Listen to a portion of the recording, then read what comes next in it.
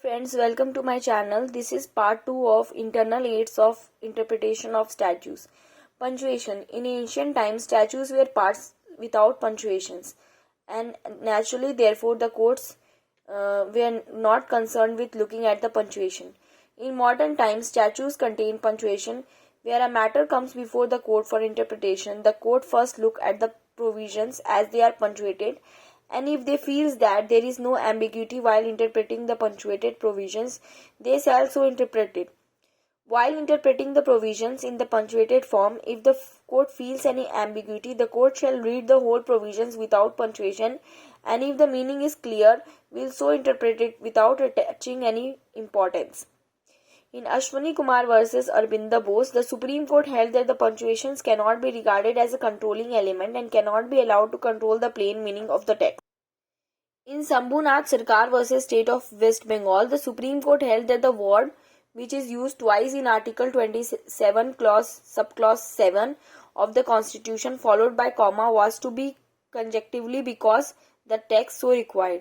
In Bihar SCEE versus Pulak Enterprises, it was held that the punctuation mark is a minor element in the interpretation of statutes, especially in case of subordinate legislation.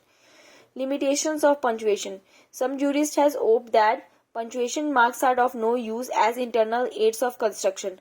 Presence of comma or absence of comma must be disregarded if it is contrary to the plain intention of the statutes. Illustrations. Illustrations are sometimes appended to a section of statute with a view to illustrate the provisions of the law explained therein. A very large number of Indian acts have illustrations apprehended to various sections. Mahesh Chandra Sharma versus Rajkumari, the court observed that the illustration is a part of section and it helps to elucidate the principles of the section. Illustrations cannot be used to defeat the provisions or the language of the section. This is reflected by the legal maxim exemplia illustrate non resident legum, which means examples only illustrate but do not narrow the scope of rule of law. In Mudliakar Chatterjee versus International Film Co., it was observed that in constructing a section and illustrations cannot be ignored.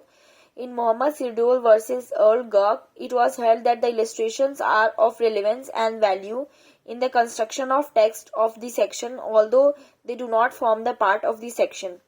Definition or interpretation clause. Definition or interpretation clause are generally included in the statute with the purpose of extending the natural meaning of some words as per the definition given or to interpret such word, the meaning of which are not clear, by assigning them meaning given in the definition clause. The only exception to this rule is that if the court feels that the context of a particular provision in the definition clause, if applied with the result of absurdity, the court will not apply the definition clause while interpreting the provisions. Where the word means and includes are used in the definition clause, they afford an exhaustive explanation of the word in the statute. In Hamdard Laboratories versus Deputy Commissioner, the Supreme Court observed that where the interpretation clause uses the word includes, it is a prima facie extensive. In Ramlal Patel versus State of Gujarat, the Supreme Court observed that the use of word includes indicates an intention to enlarge the meaning of the words used in the statutes. State of Bombay versus Hospital Mazdoor Sabha, the JJ group of hospital was held by the Supreme Court as an industry within the meaning of Industrial Dispute Act.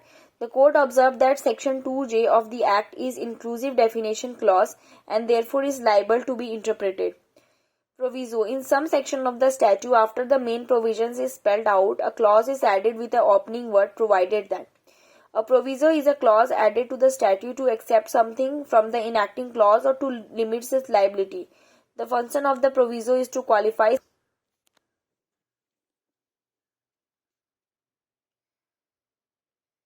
Union of India versus Dilip Kumar Singh.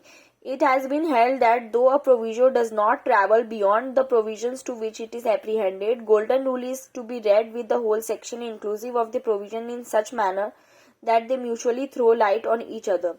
In Union of India versus Sanjay Kumar Jain, the function of the provision was to declare that it qualifies or carries out an expectation to the main provision. In Simbu versus State of Haryana, the apex court held that a proviso should be constructed in relation to the main provisions. Limitation of proviso. Proviso is construed in relation to the section to which it is apprehended. The ambition and the scope of the enacting sections cannot be widened by the proviso.